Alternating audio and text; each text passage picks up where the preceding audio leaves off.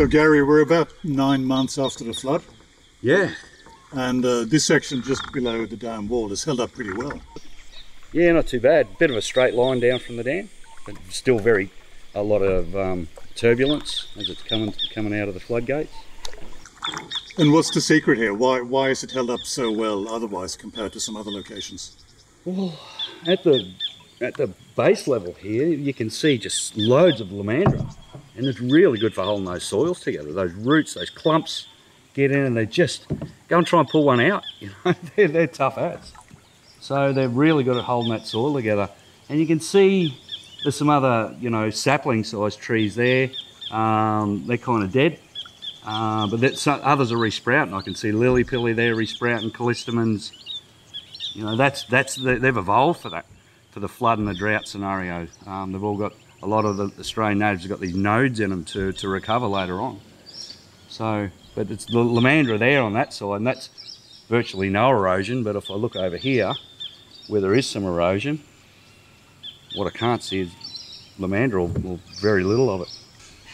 Yeah, so anyway, a good mix of trees from from right on that toe of the water right up to the high water mark. That's the ideal situation. I mean, we're a long way from that. We're 200 years away from that in the past, and probably that far in the future if we really want to try hard to get it back to what it was.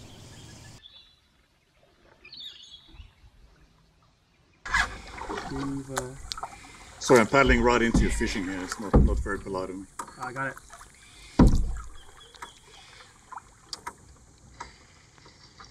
This one? Yeah, that's it. Alright, I gotta get hit. Surprise. Yeah, subscribe. Yep. Like, comment, subscribe. Alright, I did. So how you doing, mate? What you up to? Not bad, fella. What do you normally down here fishing, or? Yeah, normally. Yeah, what do you get? Bass. Bass? Catfish. Catfish? Yeah. You go for bass, do you? Sorry? You go for bass normally? Yeah. Do you eat it or you take it home? Sometimes. Don't eat it. That's good. What a good spot, eh? Back then, like after the flood, there's no more lungfish. Yeah. No no more lungfish. Yeah, okay. Yeah. A lot back then. Yeah. And they go for anything. Don't they?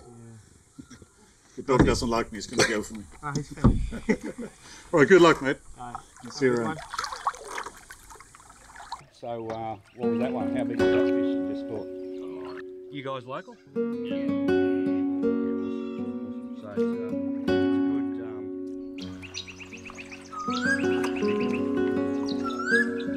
Why? I can tell you. There's a couple here that lost just.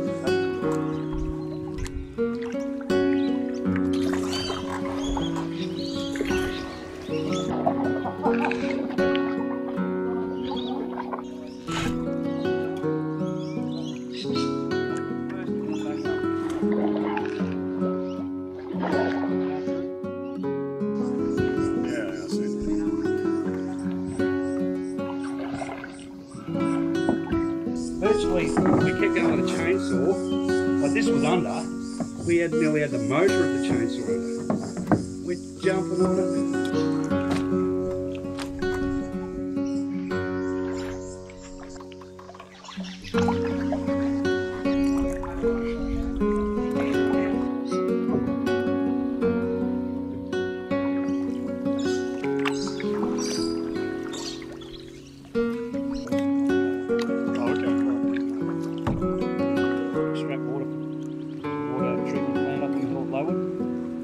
Water supply for Lowood.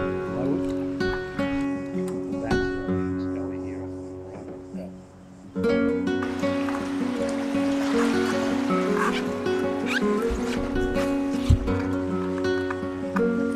Hello.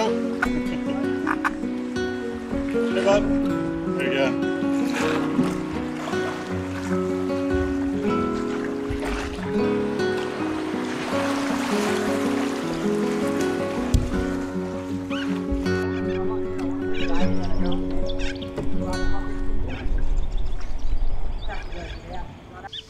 Morning, Dan.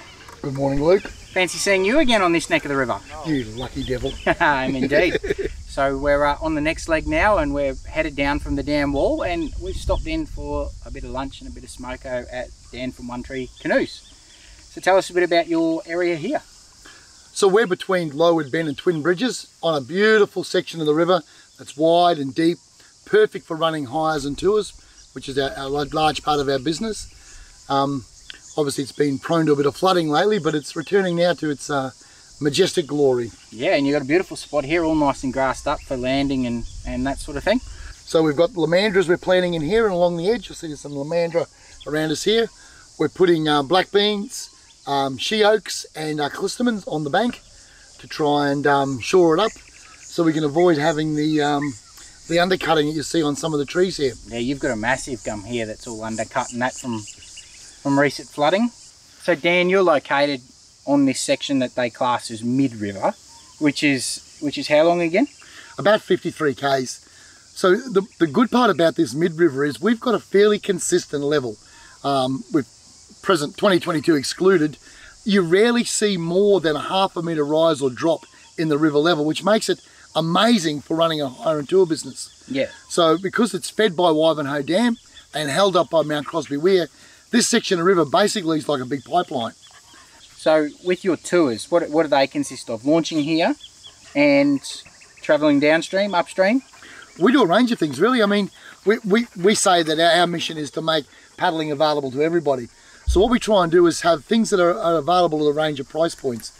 So if you just want to hire a canoe for half a day, you know, you can hire a canoe from as little as $50 for half a day, jump on the river here and noodle around yourself. If you want to go on a full guided package, we can work that for you too. If you want to go on an overnight camping trip, we've also got that availability. So we also manufacture. So we started out as a manufacturing business, that being manufacturing a range of fiberglass canoes that had some hire and tour element to it. But we're very much growing into a hire and tour business that makes our own boats and also does custom bespoke orders.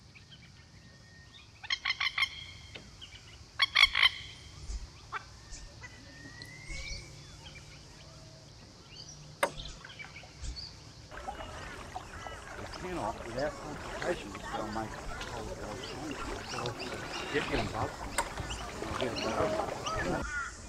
So this is the Twin Bridges Reserve, yeah, Gary? Yeah, this is historically, I think since Federation, this has been a reserve for recreation and for, I think it was a stock reserve as well originally. So it's been a popular spot. The Twin Bridges part, I believe the low-level bridges were built to accommodate heavy vehicles for the construction of Wivenhoe Dam, and they just left the bridges here afterwards. But it's a popular recreation spot, and it was kind of unmanaged for many years, and it's kind of a lot of damage done. It was like people could do what they want, like fires, full drive, trail bikes, camp. There's a bit of antisocial stuff going on, and it was recognised the four-wheel drives were having a big impact, so the local council bollarded it off to keep a lot of the four-wheel drives out. Still a popular place to go, like there's a car park and you can still launch a boat or a kayak, and obviously go swimming, you can see in the background there. So it's a great place for locals and people, tourists come here for a swim as well. I guess more and more around the country and the state, places are getting locked up, so places like this are a bit of a draw card where it's still free to come, and it's clean, it's safe, there's no sharks. Well, not many anyway. Everyone wants to do a different thing. Some people come down barbecue, some want to swim, some just want to bring the dog down for a run. It's still a big reserve. You can walk for, oh God, 1.5 to 2 kilometres down through the tracks, and it's probably the most important access point for the Brisbane Valley Paddle Trail as a canoe launch and retrieve place. It's a popular spot and probably will continue to be. The best access point on the whole of the Brisbane River, really. There's, I guess, further down, and you'll see College's Crossing, which it was like this once, College's Crossing. Now it's all fully developed, but I'm sure you'll cover it as you get further downstream. But it's just a nice place to come. A little bit of erosion here, in recent flows, just like meters and meters. That's like sea to grass.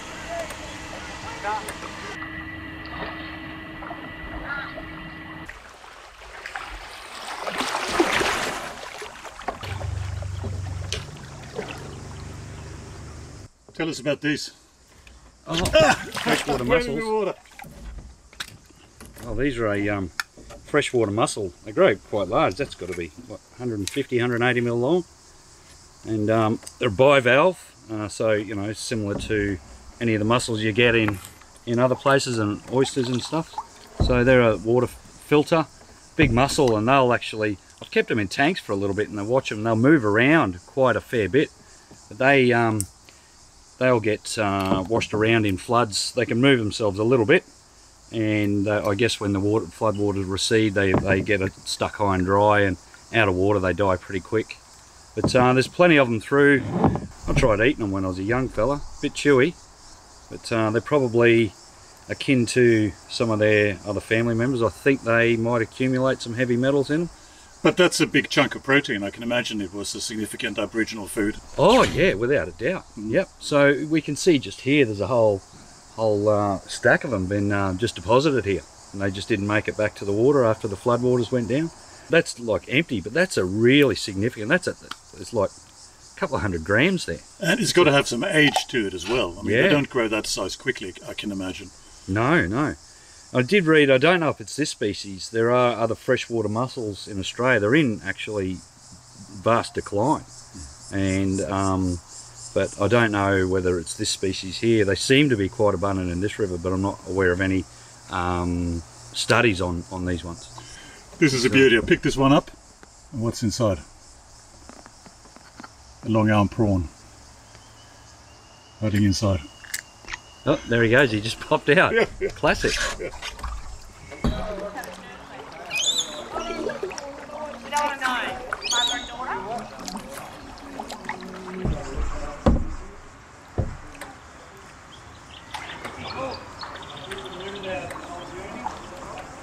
That's it.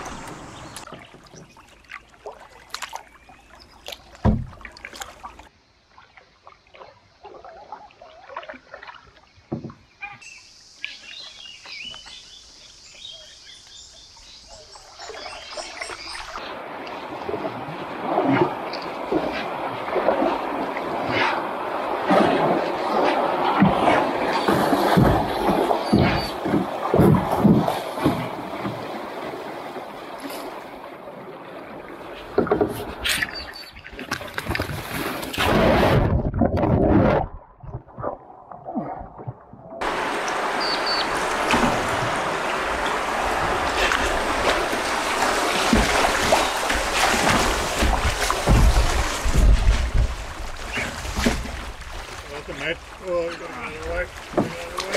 Sorry, mate.